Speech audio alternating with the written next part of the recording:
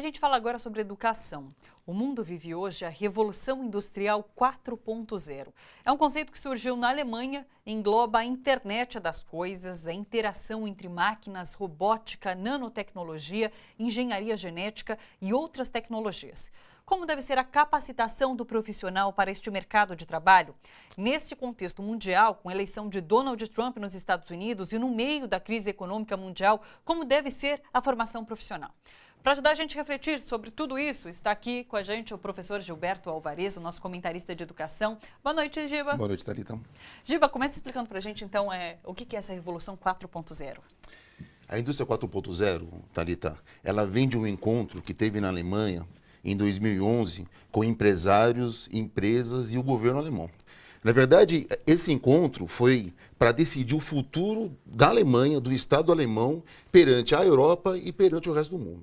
E se decidiu nessa reunião que a Alemanha ia ter um novo posicionamento geopolítico através da tecnologia. Foi daí que surgiu a indústria 4.0. Tá. Por que 4.0? Porque vieram três anteriores.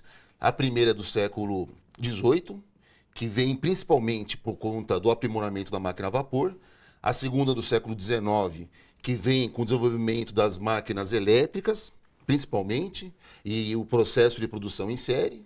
A terceira revolução, sistemas computadorizados, automação e robótica. E agora a indústria 4.0, a partir de 2012.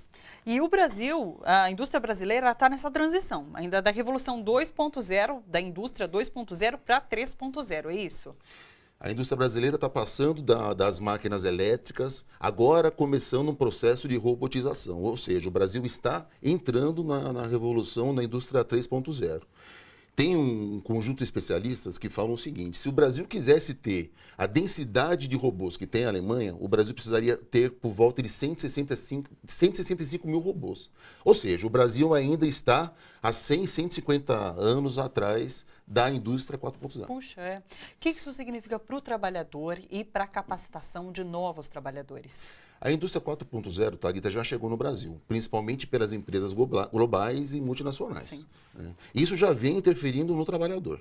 Saiu uma pesquisa da Fundação Dom Cabral, do Rio de Janeiro, na verdade uma pesquisa de 2013, que diz quais são as dificuldades que o trabalhador encontra, não só na Revolução 4.0, mas também por conta das outras revoluções. Né? E uma coisa muito interessante é que o que aparece na pesquisa, principalmente na autoindústria, é que as empresas reclamam muito que o trabalhador que é mais difícil de contratar é o trabalhador de nível técnico. Tá. Não só por conta do que ele aprendeu na escola, mas principalmente porque a empresa encontra no trabalhador falta de proatividade, falta de relacionamento interpessoal, falta de direcionamento para resultados, ou seja, são coisas que não necessariamente se aprende na escola. Uma grande dica que se dá ao trabalhador, Thalita, para enfrentar essa tal da indústria 4.0, é que ele não se preocupe só com a formação que vem da escola. Não só a escola de ensino básico, mas também a universidade. Boa parte das características que faltam são características de repertório cultural pessoal e coisas que não se aprendem na escola. Por exemplo, proatividade. É por isso que a gente sempre recomenda para o trabalhador que ele goste de política e que ele faça atividades, principalmente de espírito comunitário, trabalhar em entidade, justamente para ter esse espírito de liderança, essa proatividade que vai ser fundamental para o trabalhador sobreviver nessa tal da indústria 4.0. E o Brasil está preparado para essa tal da indústria 4.0? Eu falei no começo uma coisa importante. A Alemanha, o Estado alemão investiu na indústria 4.0. É fundamental que o Estado brasileiro invista na sua indústria nacional. Uma coisa muito importante que aconteceu na Alemanha é que a Alemanha investiu, por exemplo, nas pequenas e médias empresas. Porque se cada empresa tiver que investir por si, é muito caro.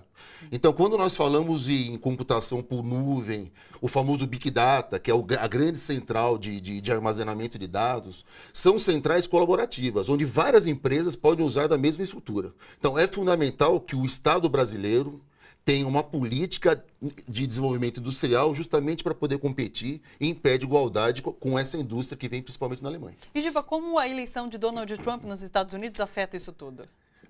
A eleição ela é marcada muito pelo que se chama de um conceito de desglobalização. É um movimento que aparece nos Estados Unidos, mas também aparece na Europa, apareceu na Inglaterra por conta do Brexit, né? Que é um movimento que procura valorizar os países, impedir que a tal da globalização ela aconteça. Né? É um movimento novo, como você mesmo disse, começa agora com movimentos que não valorizam os políticos tradicionais, que tem muito esse perfil de tentar evitar que esses movimentos muito globalizantes, principalmente relacionados à China e à Alemanha, contaminem países como os Estados Unidos. É muito difícil segurar essa tal da desglobalização. Até confundi as palavras. Desglobalização, isso aí. Giba, obrigada pelas Obrigado. informações todas. Até semana que vem. Mas...